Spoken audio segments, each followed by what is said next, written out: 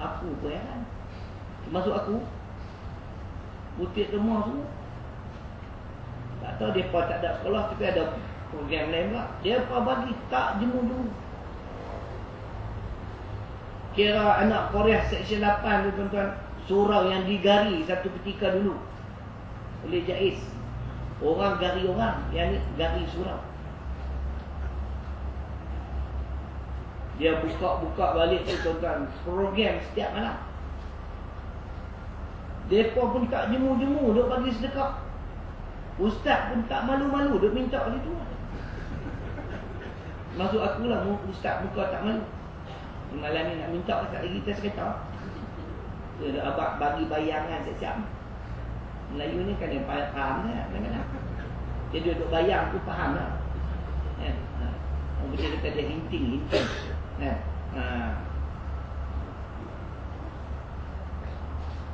Sedekah boleh buat, tapi kadang-kadang nak baca Quran payah.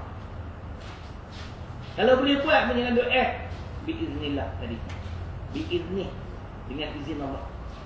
Golongan yang ketiga ni, pahala mengatasi dosa. Dengan izin Allah, dengar ada majlis ilmu, mai dengar. Ada dengar orang nak buat bangunan baru ke sekolah kaki, sekolah agama, surau ni bagi. Ni tak tahu projek ni lama mana. Dijangka 2 tahun bang. Nak bagi selesa, muslimat bagi banyak sikit. Dekat masjid ni terima RM20. Kat sekolah saya RM50. Okey lah tu.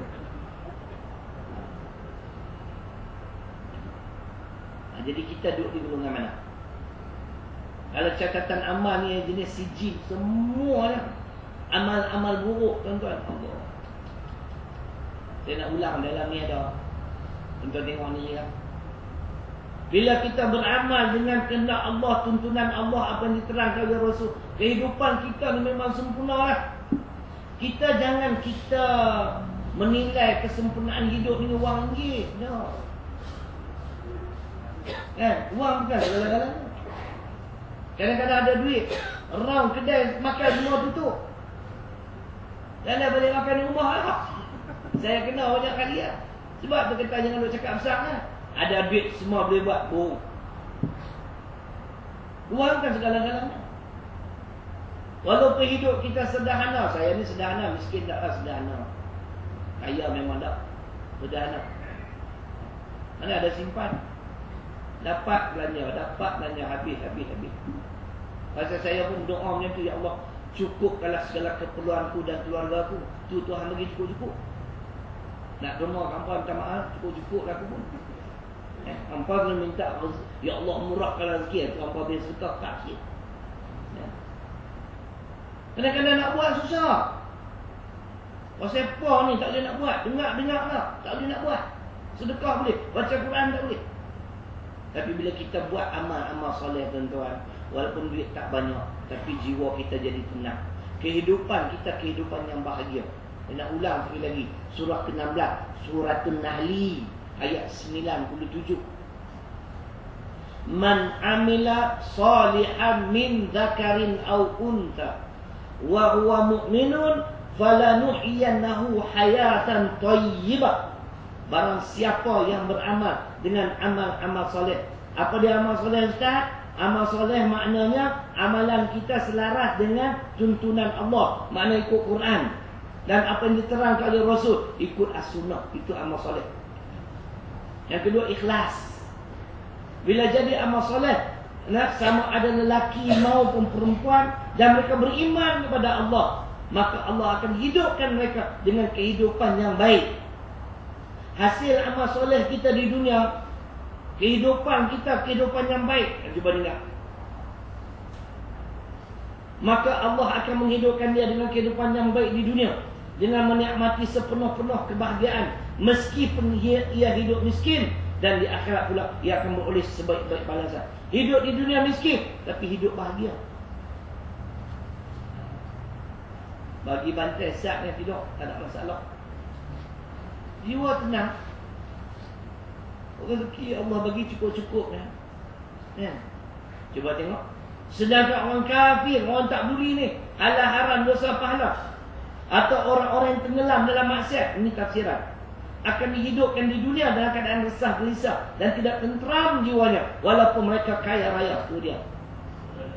Dan di akhirat mereka beroleh seburuk-buruk balasan dengan kekufurannya atau maksiat yang dilakukan. Kaya, tapi cuba tengok, hidup resah gelisah, tidak tenteram jiwa. Dia tanya, fikir lagi siapa nak kidnap anak aku pula. Saya siapa nak kidnap, umur saya pajak, tak ada. Yang sonok dan maaf pula. Rumah yang dah pajak pula kawak ni masuk. Patut rumah saya belum masuk. Pajak ni tak ada. Duk tinggal dengan tu hujung-hujung bulan. Tapi saya tak buat naya dekat apa nama pencuri-pencuri. Kalau dia masuk rumah saya pun hujung bulan memang tak ada apa. Tapi saya tinggal duit lah dalam bekas. Ambil lah aku bilang dia tambah nak minum ayak apa kan. Dan ni baik empat tak tinggal empat boleh kata lulak dengan itu rumah ni. Tak ada hati perut ni tu kan. Hati air kosong lah kita tak ada, tak ada apa kan. Tapi duit saya tinggal beda-beda minum ayak. Jadi dia tak masuk. Kita pun tak fikir kawan nak masuk, jiwa tenang. Hak kaya dia fikir tu. Bubuh gap lagi. Lalu hak curi rumah dia gap tu. Agak-agak kedai padi. Ya. Depa duk curi ni dekat berapa tahun dah tuan masuk dalam akhbar pun di Kota Kinabalu. Malah kalau ada orang yang kejam ni. Orang yang duk masuk duit ATM tu. Ada pergi bawa masuk duit tu. Kan? Kan? Bila habis mesti depa buat duit baru. Tapi ada juga kadang-kadang duit buruk tu dia tak keluar main kat kita. Saya jaga 4 tahun saya tahulah. Zaman dulu orang bank buat semua. Lah depa bagi swasta semua. Depa duk kebas duit tu. Kan? Berapa artis hari tahu lah. Depa duk paraid lah sama-sama lepas. Satu untuk kau, satu untuk aku. Jalan kena cukup 800,000 lepas aku. Jalan depa 2 tahun. Dia pamit tak banyak. Bila ambil banyak on shop. Harap pagak kedai padi. Baru ni saya pergi masuk lah duit orang sumbang kat sekolah. Dia repair elok lah. Saya tanya boleh pakai? Okey boleh pakai. Masuk. Dia telan duit. Receipt tak keluar. Mesin rosak. Pergi dah. Gua dah. Kalau 200 tak apa. 2,400. Tapi saya pun biasa buat kerja tu. Saya pengindah. Dia pun tak balik mekanik. Tengok lah ni. Duit saya telan tak keluar. Dia pun buka. Saya tengok duit tu memang tak keluar. Nasib bayar dapat balik.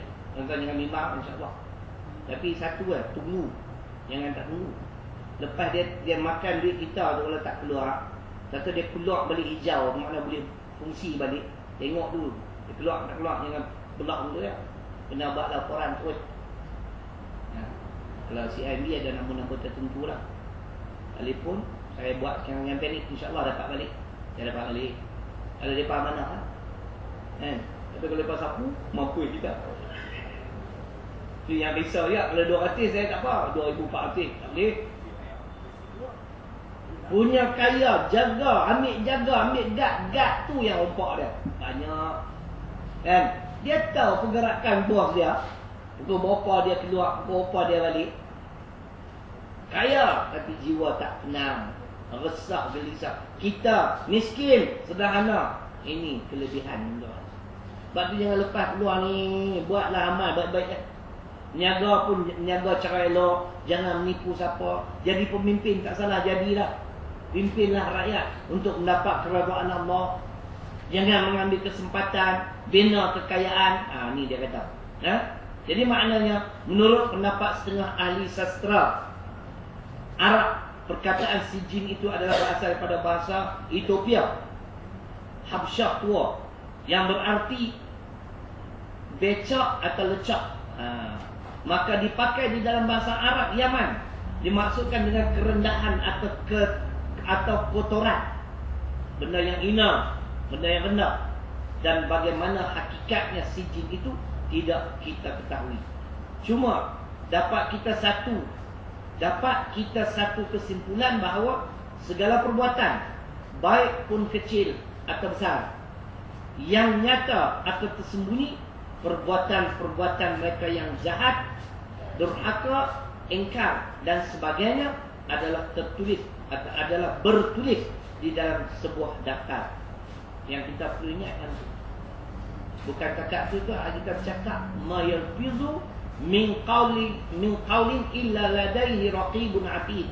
Apa saja yang kamu ucapkan akan dicatat oleh malaikat raqib dan atid. Dalam surah mana saya tak ingat. Hak kita bercakap ni, amal perbuatan kita, baik buruk, kecil, besar, semua kan? Semua ada di dalam sebuah daftar yang bertanda menunjukkan kepada kekotoran serta kehinaan mereka yang melakukannya, ataupun perbuatan-perbuatan yang keji itu adalah membawa mereka dipenjarakan di dalam azab siksa Tuhan. Sijil itu penjara. Mampukah kita bertahan dengan siksaan Allah?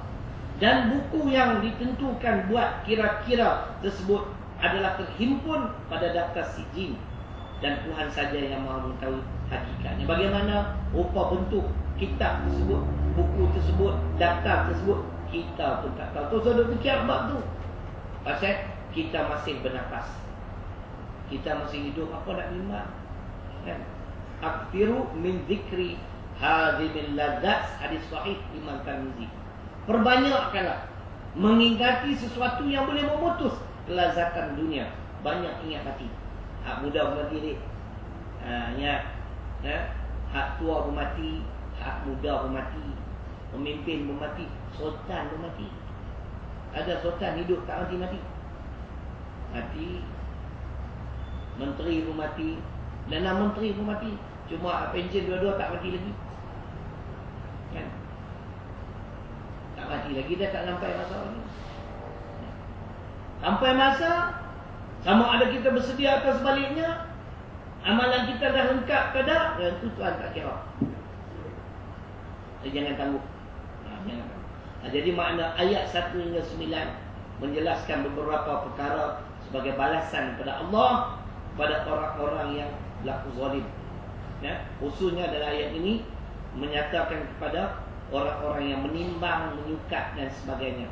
Jadi dalam perniagaan kita perlu telus, kita perlu amanah, jangan kita khianati amanah, jangan kita mengambil kesempatan makna nak mengaut keuntungan yang berlebihan dengan menipu makhluk-makhluk lain. Itu satu perbuatan yang akan dipertanggungjawab di akhirat kelak. Jadi tanda dulu, cukuplah sejam. Saya nak bagi salam dulu, tak lagi pun kita cerita. Masjid Batu, bulan 1, ribuan kemaafan, kasar bahasa kepadanya. Aqulu qawli hadha wa astaghfirullahaladzim li wa lakum. Assalamualaikum warahmatullahi wabarakatuh. Tuan-tuan dan puan, ada beberapa pengumuman. Pertamanya, hari ini kami telah menyempurnakan, makna kami telah membeli lagi sebidang satu lot untuk Tahfiz Mutmainah. Tanah betul-betul belakang bangunan 3 tingkat. Kalau tuan-tuan yang pergi tengoklah, cuba pergi buat rombongan sekali. Jadi duk fikir nak beli dua-dua lot tu, tak jumpa lagi tuan tanah tu. Beli dulu satu. Hak yang bertentangan di belakang, betul-betul di belakang bangunan 3 tingkat. InsyaAllah kita akan bangunkan fasa ketiga ni. Khususnya kita nak rombak semula, kita nak bina bangunan 2 tingkat sahaja. Pertama nak elok supaya jangan bergaduh dengan jiran. 3 tingkat dulu kelai zakat tu. Kelai dia kata bahaya, tinggi, tak apalah. Kita buat akur lah. Kali ni kita buat 2. Kita nak buat khusus untuk asrama, bilik makan, bilik warden dan bilik makan, bilik warden dan bilik masak. Anggaran dia tuan-tuan 500,000. Hari ni kami dah bayar lah kos tanah tu. Jadi insyaAllah bulan depan sana memang ada pamphlet lah. Pamphlet sekali ni tuan-tuan tengoklah macam-macam. Ada yang dikaitkan dengan nak dapat pelepasan cukai pendapatan, boleh bayar zakat dari sekolah, tapi Mutmainah yang saya urus. Jadi kos tu 500,000 sebab saya mengambil kira ada sebuah sekolah dia bina 2 tingkat. Dia 450,000, mungkinlah mahal lah kan. Jadi saya letak mungkin top up sikit 50,000. Jadi macam itulah keadaannya. Jadi tuan-tuan dan perempuan, tolong war-war. Malam ni kalau nak sumbang pun niatlah sedekah fisabilillah. Kalau ada zakat nak bagi pun boleh. nak dapat pelepasan cukai pendapatan untuk tahun 2011 ni, dalam tahun 2012 pun boleh. Kita dah dilantik menjadi amil zakat bagi Majlis Agama Negeri Perlis. Boleh. Banyak sekolah ambil melalui Negeri Perlis, masuk sekolah Syekh ni lah. Dia kerja di sekolah tu pun melalui Perlis. Tahu dia pun belum pindah sekolah lain. Sebab Perlis dia bagi 50-50 untuk pelepasan cukai pendapatan individu. Syarikat saya belum pasti lagi macam mana. Jadi tolong war-war, insyaAllah malam ni siapa nak sumbang pun punya biasalah. Masjid pun yang perlu juga. Macam tadi saya kata, kat masjid bagi 10, kat sekolah saya bagi 20 kan? Jadi sekolah saya cepat sikit kan? Jadi target dalam tahun ni nak pergi siap. Mungkin bulan 2 ni akan mulalah projek 500,000 bangunan 2 tingkat. Asrama semua pindah. Jadi bangunan 3 tingkat ni kita akan jadi semua kelas pengajian. Jadi ada 6 kelas. Ramai orang nak masuk nangis-nangis. Anak pun menangis pasal tak mau ngaji. Mak menangis pasal anak tak dapat masuk. Macam-macam tuan-tuan. Main merayu saya tak boleh tengok. Aku pun kat ni, aku pula menangis pula, jadi payah. Ya tak? Jadi aku belah balik, bagilah mudir berjawab lah. Kan? Dia kenal kita susah. Lagi nak guna-guna kabel pula kan. Ramai sungguh tahun ni alhamdulillah kemasukan pelajar baru 31 orang. Jadi kami dah ada 52 orang. Masuk tahun ketiga lelaki, semua orang Kuala Lumpur pun ramai. Hak lari balik pada biasalah umur 13 kan. Hak main letak anak, mak tak apa, anak tak teriak, mak teriak dulu. Lepas tu pak pun untuk sambung sama. Ada macam-macam lah. Jadi tuan-tuan kalau nak cari 500,000 dalam tahun ni, kalau dengan izin Allah saya nak siapkan supaya tahun 2012 semua duduk di situlah. Asrama saja situ, dewan makan situ. Jadi surau kami boleh besar sikit, boleh muat 100. Kalau ni tak boleh lah, terlalu ramai. Jadi terima kasih lah. Yang keduanya, malam ni anak saya, bukan projek saya, projek anak saya. Dia ada bawa tu apa nama, orang panggil petrol booster. Dia untuk apa nama, penjimatan petrol. Kita pakai lama dah, tapi orang Melayu dia tak percaya produk orang Melayu. Dia lebih percaya produk Amerika, Jerman. Walahal sama je kan. Dia tentu tengoklah produk tu. Kalau lebuh raya memang tak dinafikan. Safe sungguh. Safe sungguh. Kereta saya kalau 300 km dapat 400. Makna kita boleh berjalan ekstra 100 km dengan harga minyak yang biasa kita buruk. Kalau lebuh raya pekan kata-kata lah. Kalau hampa nak jimat minyak itu ada cara. Rajin jalan. Jalan apa? Jalan kaki. Rajin jalan kaki memang minyak safe. Motosikal pun boleh kubur 2-3 titik, tangki penuh, lepas tutup, naik sampai kiamat. Jangan duk tengok meter-meter, naik lah kan. Hampa duk tengok buat sesuatu, bila dia berhenti itu makna habis dah minyak tu kan. Jadi ada petrol booster yang lain-lain tu, tuan-tuan tengoklah barang-barang yang ada sahabat-sahabat kita lain pun ada bawa. Jadi insyaAllah kita akan tunggu lagi. Yang pentingnya tolong war-war projek fasa ketiga, bangunan 2 tingkat 500,000. Tuan-tuan yang ada website, tengoklah, insyaAllah saya dah suruh masuk dah dalam website tentang zakat, tentang fasa ketiga ni. Ada kami Tafiz Mutmainah www.com dah. Untuk tengok dalam website. Terima kasih. Assalamualaikum warahmatullahi wabarakatuh.